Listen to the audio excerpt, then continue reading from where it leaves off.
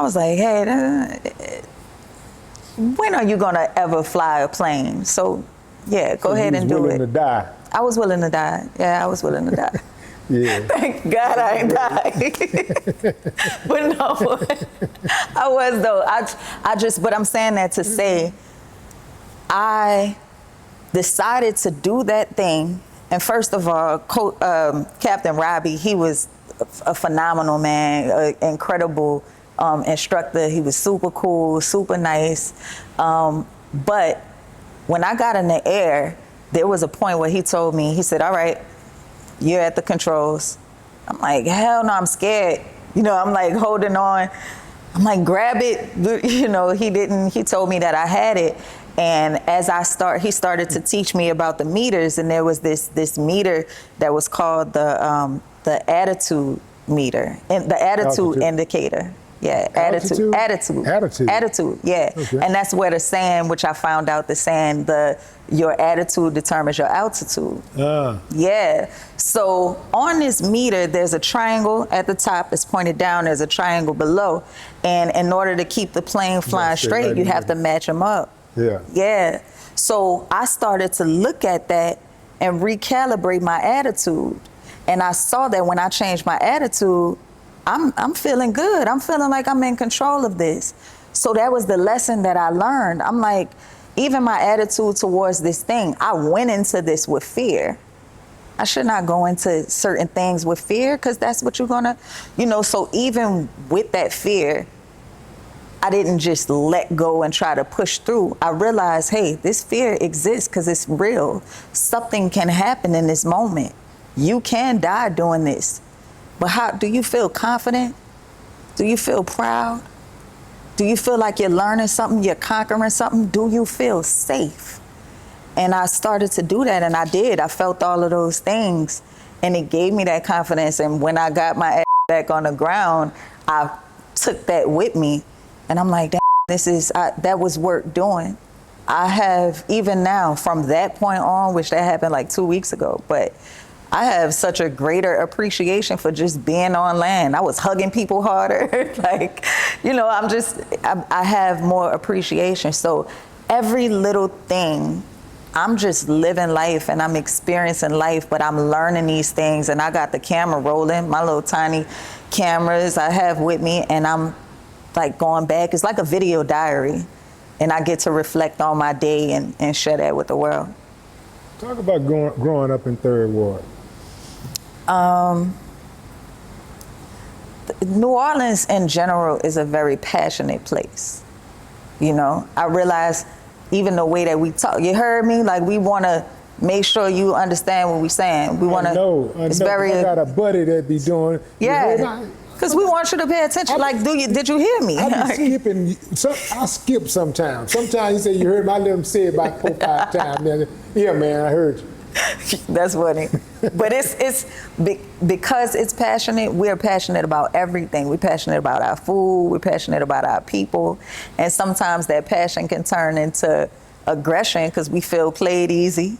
We feel like, something isn't going my way. It's very emotional people. But those emotions have been the breeding ground for like incredible artists who are in tune with who they are and the message that they want to give.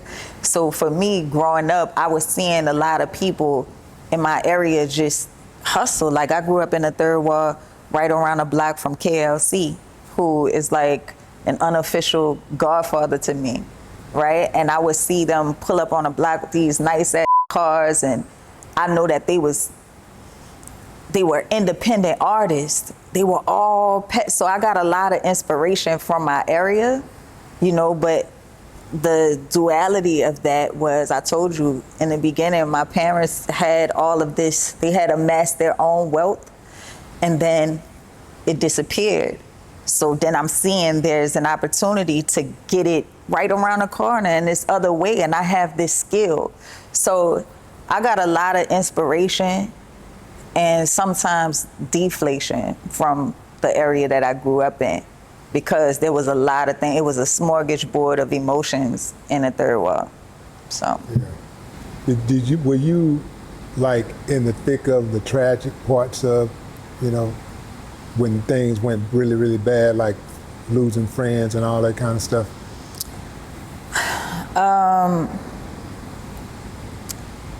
Yes, and like I lost my cousin. My cousin was murdered.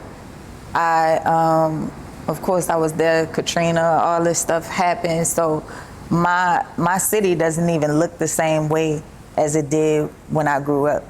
You know what I mean?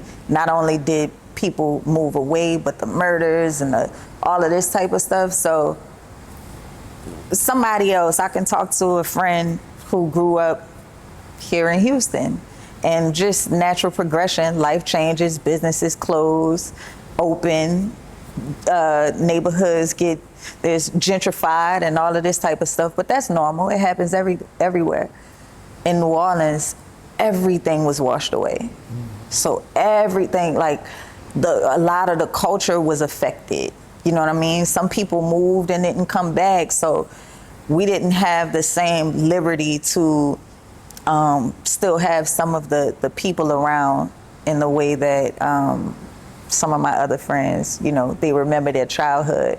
I kind of look at it like, how they say before and after Christ? It's like before and after Katrina. Yeah. Because of all of the devastation and loss of life and property, did that make it easier for you to live the van life? I never thought about that, but possibly. Because, and I think,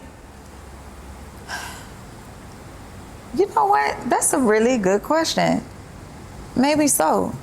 But like I said, since I was younger, understanding that was something that I would enjoy doing, just not being as attached to, like I never was the girl who was saying, I'm gonna have my husband and my 2 kids and my dog. I never saw that type of traditional life.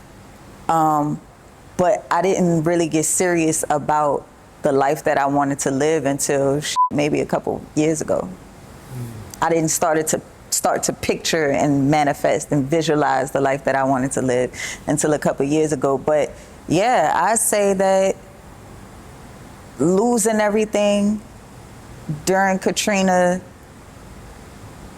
was very reminiscent of what I experienced with getting rid of the thing. I never made that correlation. Yeah, that's good. What do you think the greatest 5-year stretch you've ever had in life where you've been the happiest? I think I'm kind of in it right now. It's kind of beginning. What I've experienced in the past, I've had some damn good times, but it was always something. And I know it's always gonna be something, but I think right now I'm happy and it's pure. It's not based on materialism, it's not based on relationships, it's not based on, location, friendships, dollar amount, nothing like that. It's just, I'm proud of myself.